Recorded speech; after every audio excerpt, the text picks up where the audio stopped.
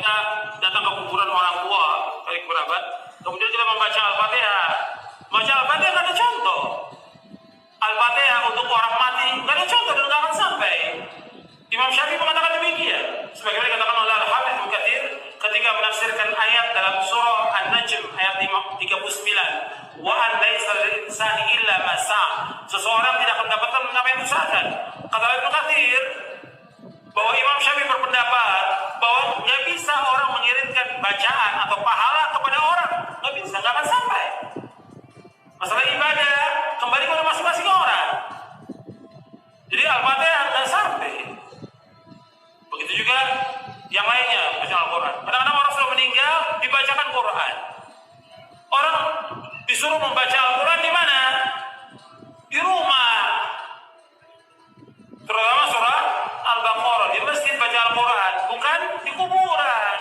Al-Quran ini diturunkan oleh Allah untuk ancaman kepada siapa? Orang hidup, orang mati.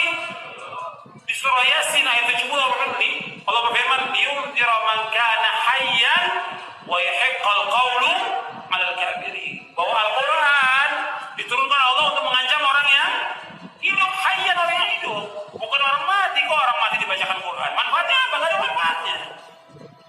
Disuruh kita baca Al-Quran di rumah kita. Kata Nabi, "La taj'alu buyutakum maqabira, inna syaitana yanfiru minal baiti alladhi tuqra'u fi surah Al-Baqarah." Jadi kamu jadikan rumah kamu seperti kuburan, sesungguhnya syaitan lari dari rumah yang membacakan surah Al-Baqarah. Nggak ada para sahabat membacakan Quran di kuburan, nggak ada. Kemudian juga mengirimkan Al-Fatihah kepada Nabi juga nggak ada. Ini kan banyak orang setiap hari dari majelis ila hadratin Nabi Al-Fatihah. Dari mana dalilnya? Dari mana dalilnya? Dari mana? Yang disuruh kita membacakan apa? Salawat kepada Nabi, bukan baca Al-Fatihah. Kenapa enggak Al-Baqarah? Kenapa enggak Ali Imran? Kenapa enggak An-Nisa? Kenapa enggak Al-Maidah? Al-Fatihah. Enggak ada dalilnya di Quran maupun di hadis Nabi yang sahih. Enggak ada para sahabat kumpul, ayo kita baca Al-Fatihah untuk Nabi. Enggak pernah ada. Enggak ada 10 riwayat yang demikian dan enggak akan sampai. Perhatikan, yang Nabi mau kepada umatnya apa? Ittiba, mengikuti beliau. Bukan mengirimkan Al-Fatihah. Nabi sudah tempatnya di surga yang paling tinggi. Nabi itu Firdaus al-A'la yang paling tinggi. Yang pertama kali membuka pintu surga siapa? Rasulullah SAW. Kita kayak banyak amalan aja mengirimkan Fatihah ke Rasulullah. Kita membahas bahwa Nabi Muhammad tak pernah menganjurkan untuk mengirim Al-Fatihah untuk orang yang sudah meninggal. Apakah betul Pak Ustaz? Apakah ada hadisnya? Kalau ada orang meninggal dunia, hadis pertama, kalau ada orang meninggal dunia, asri'u lahu, cepat-cepatlah kuburkan. Jangan jenazahnya tahan lama-lama. Saya sampaikan sudah ke istri saya, kalau aku mati, cepat-cepat kuburkan. Mati maghrib, ba'da isya kuburkan. Bagaimana makam malam? Abu Bakar Siddiq meninggal di makamkan malam. Tempat kita banyak lampu. Tak ada menggali, carikan ekskavator. Jangan tunggu sampai besok. Sudah saya sampaikan itu. Ini meninggal sore, ditunggulah sampai besok. Kenapa belum jadi kuburkan? Tunggu zuhur. Habis zuhur, anak pula delay pesawat Lion Air 3 jam dari Surabaya. Sampai jam 5 sore, kata sambutan dari RT, RW, tokoh masyarakat, nenek mama, orang Sumando satunya. Panjang cerita. Kalau bolehlah jenazah itu di dalam ngokok. Capek dah. Betul juga. Tak sabar mau ikut ruang interview ujian dia. Nah, cepat-cepat. Setelah kalian kuburkan cepat-cepat, bacakanlah pada bagian kepalanya Al-Fatihah. Pada bagian kakinya ujung surat Al-Baqarah. Lillahi ma fis samawati wa ma fil ardh. Dalil pertama. Terima kasih Pak. Ini kalau ada airnya makin lama biasanya. Dalil kedua, kata Abdullah bin Umar bin Khattab, anak Umar bin Khattab, dalam kitab Ar-Ruh, murid Imam Ibnu Taimiyah punya murid namanya Imam Ibnu Qayyim Al-Jauziyah, nama kitabnya Ar-Ruh. Kalau nanti aku mati, tolong bacakan pangkal surat Al-Baqarah sampai wa ulaika humul muflihun, dan bacakan ujung surat Al-Baqarah lillahi ma fis samawati wa ma fil ardh. Dalil yang kedua. Maka berdasarkan dalil ini, kata mazhab Syafi'i dalam kitab Al-Majmu' Syarah Muhadzab disebut oleh Imam An-Nawawi, wa in khatimul Qur'an, seelok-eloknya bacalah sekhatam Qur'an. Kalau tak sanggup sekhatam Qur'an, bacalah hatinya Al-Qur'an, qalbul Qur'an, Yasin wal Qur'anil Hakim, innaka laminal mursalin. Kenapa Pak Imam menangis? Belum dibayar.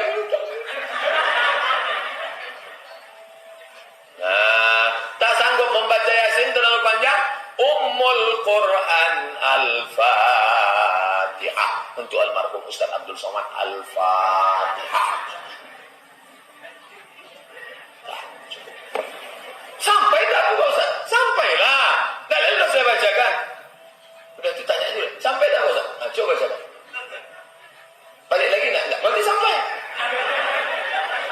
Dibacakan dalil tak percaya. Dibacakan logika tak percaya. Tak juga dia percaya, saya tak percaya. Siapa nama lengkap? Nanti kalau kau mati, kubacakan Al-Fatihah. Teman-teman sekalian, ini dimuliakan Allah Subhanahu wa taala. Ziarah itu artinya kunjungan. Ziarah. Jadi saya menziarahi antum, berarti saya mengunjungi antum. Mau kemana Ustaz Hadi? Mau ziarah. Mana? Ke Pak Lutfi. Pak Lutfi di mana? Di Lampung. Kan Pak Lutfi masih hidup. Ziarah itu bukan mengunjungi orang yang wafat saja. Ziarah itu bisa diartikan mengunjungi orang yang masih hidup. Bisa. Di ziarah artinya kunjungan. Kunjungan. Baik ya? Nah sekarang, bolehkah kita mengunjungi orang yang sudah wafat? Boleh. Apa yang dikunjunginya? Kuburnya. Makanya ada istilah ziarah kubur. Mengunjungi orang yang wafat dalam kuburnya. Apa yang dilakukan? Mendoakan mereka. Jadi Nabi bahkan mengatakan, silakan. Lihat-lihat. Kuntu nahaitukum an ziyaratil kuburi fal'ana fazuruha. Itu dalilnya. Dulu saya pernah larang Anda untuk ziarah kubur. Dulu itu saat iman lemah. Ada kebiasaan di jahiliyah. Kalau ada orang meninggal, itu mereka meratap-ratap. Ratap-ratap. Untuk menunjukkan bahwa orang ini orang baik. Diratap, ada yang rubuk-rubuk rambut, ada yang mukul-mukul begini. Bahkan nanti gini, saking populernya kesan itu dianggap orang baik, sampai ada jasa penyewaan orang nangis. Jasa nyewa orang nangis. Jadi kalau ada dikenal orang buruk misalnya, disewa nih berapa orang rombongan untuk nangis saja, nangis meratap-ratap, ada itu zaman jahiliyah. Jadi begitu ada kebiasaan itu, jadilah kultur di masyarakat. Biasanya budaya itu muncul karena biasa itu dari kebiasaan begitu jadi tradisi nanti ya. Maka ketika ada tradisi itu kuat di masyarakat, iman mulai lemah. Di awal-awal iman masih lemah maksud saya. Karena masih lemah, belum ada penguatan tauhid yang kuat, muncul kebiasaan itu, maka dilarang oleh Nabi sallallahu alaihi wasallam untuk sementara waktu ziarah kubur. Larangan datang. Kenapa dilarang? Bukan gak boleh ziarah. Bukan gak boleh ziarah. Larangannya karena dikhawatirkan ketika ada yang meninggal, tradisi tadi lebih kuat daripada awal-awal keislaman, muncullah seperti itu. Sehingga maaf, iman yang seharusnya muncul, teman-teman sekalian, itu terhenti, terbatasi oleh nilai-nilai tradisi yang tadi. Maka setelah imannya kuat, paham bisa membedakan, mana doa, mana diskusi, mana ceramah, mana ngobrol, ya kan? Mana kemudian teman-teman sekalian bisa mendoakan dengan baik, mana yang bisa meningkatkan iman, mana yang bisa mengurangi iman. Dari situlah kemudian, ini yang paling menarik, muncullah sabda Nabi, kuntu nahaitukum an ziyaratil kuburi. Dulu saya larang kalian ziarah kubur karena dikhawatirkan kalian meratap, minta-minta pada yang tidak baik. Fal'ana fazuruha. Sekarang ziarahi. Di ziarah kubur itu hukumnya boleh. Sekarang antum katakan, saya ingin ziarah Wali Songo. Boleh. Apa yang dilakukan saat ziarah itu? Turunkan lagi hadis-hadis Nabi-nya. Doakan mereka. Apa doanya? Salam dulu. Assalamualaikum ya ahlat diyar. Minal mu'minina wal mu'minat. Wal muslimina wal muslimat. Wa nahnu insya'allahu bikumul lahiqun. Ziarah. Bahkan antum kepada Nabi ke Madinah, ziarah. Begitu setelah selesai salat Raudhah, antum lewat Babu Salam, lewat itu kan ziarah. Assalamualaikum ya Rasulullah. Assalamualaikum ya Abu Bakr. Assalamualaikum ya Umar radhiyallahu taala anhuma. Antum ke Baqi ziarah. Assalamualaikum ya ashaban Nabi sallallahu alaihi wasallam. Assalamualaikum ya ahlad diyar. Minal mu'minina wal muslimin wal mu'minat wal muslimina wal muslimat. Wa nahnu insyaallahu bikumul lahiqun. Datang ke Wali Songo, ziarah. Apa darahnya? Sampaikan salam. Salamnya yang tadi. Setelah itu apa? Itu sunnah Nabi, berdoa. Allahumma ighfir lahum warhamhum wa'afihim wa'fu anhum wa akrim nuzulahum wasi' madkhalahum wa naqqihim minal khataaya kama yunaqqa thawbul abyadu minad danas. Doakan mereka. Ya Allah, alirkan pahala pada mereka. Ya Allah, berikan kemuliaan pada mereka yang telah membawa risalah dakwah ke Nusantara. Ya Allah, muliakan keluarganya. Ya Allah, berikan kekuatan ya Allah kepada keluarganya dalam keadaan yang terbaik. Selesai, itulah ziarah kubur. Lalu sampaikan, ya Allah, kami pun sadar kami kapanpun akan diwafatkan. Maka wafatkan kami ya Allah seperti Engkau wafatkan mereka dalam keadaan yang terbaik. Sudah. Makanya kata Nabi, cara terbaik meningkatkan iman, mengunjungi, berziarah atau ingat pada kematian. Sering lewat alam kubur mengingatkan kita mendekatkan diri pada Allah Subhanahu wa taala. Yang tidak boleh, maaf, minta-minta di kuburan. Pegang nisan, dia, Pak, tolong, Pak, cucu saya mau lahiran, tolong. Makanya saya datang ke sini. Untuk ngapain datang di situ? Yang di situ saja nggak bisa keluar. Tapi itu yang di situ. Nah, itu yang tidak tepat. Jadi yang dilarang itu minta-minta pada yang tidak dibenarkan. Kalau zarahnya nggak ada masalah. Lalu bagaimana kemudian menyikapi yang seperti ini? Antum bikin zarah. Cari ustaz yang bagus. Datang kemudian, di situlah diadakan ta'lim. Terangkan, ini loh risalahnya. Saya pernah itu. Ya, turun jejak Islam di Nusantara. Bukan Islam Nusantara, jejak Islam di Nusantara. Beda antara Islam Nusantara dengan jejak Islam di Nusantara. Kami susuri Pak, sampai ke Aceh Pak. Aceh, dari Aceh. Kami kunjungi makam Syekh Abdul Rauf As-Singkili. Datang. Itu saya terangkan taklim dulu. Syekh Abdul Rauf itu masuknya ke Aceh seperti ini. Kemudian menyampaikan begini, risalah Islamnya begini. Setelah itu kita datang. Mana buktinya beliau ada? Kita kunjungi. Sampai ke tempat makamnya, dari kuburannya. Masuk ke situ kita berdoa. Saya pimpin doanya. Begini cara berdoanya. Sampaikan begini, begini, begini. Sudah, ayo kita pulang. Saya sampai ke Lasem untuk menelusuri jejak Islam di Nusantara ke arah wilayah Jawa Tengah sampai ke Jawa Timur. Nah, ujung Jawa Tengah ke Lasem saya tunjukkan. Ini dulu ada Sunan Bonang di sini.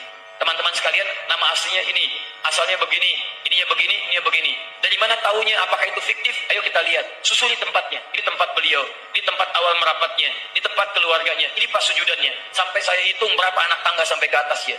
Yang merawat tempatnya itu sampai ke sujudannya. Yang merawatnya namanya Pak Abdul Halim.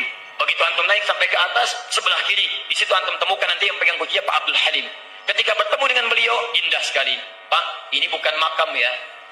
Bukan makam, makamnya itu bukan yang di sini, ini cuma pas sujudannya. Pas sujudan itu tempat beliau kemudian memetakan wilayah, berdoa kepada Allah, minta diberikan kekuatan, bersujud di situ, sholat menghadap ke arah kiblat, seperti Nabi naik ke Gua Hira.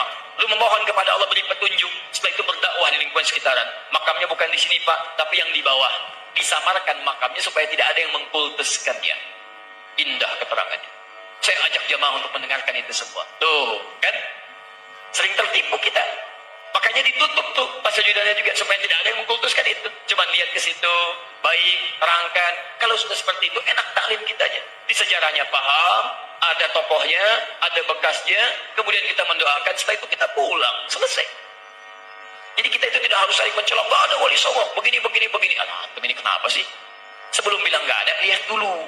Lihat, pahami, baca kisahnya, pelajari, ambil inspirasinya. Kalau ada yang meninggalnya, doakan seperti antum datang ke makam Uhud. Datang ke situ, antum doakan, cerita di situ, selesai. Seperti antum datang ke makam Nabi, berdoa di situ, bahas sekitarannya, pulang, selesai. Itulah teman-teman sekalian. Jadi kita ambil cara yang hikmah. Jelas ya? Nah, jadi kita pun tidak harus menyakiti orang lain, tapi meluruskan dengan cara-cara yang terbaik. Hikmah. Ya.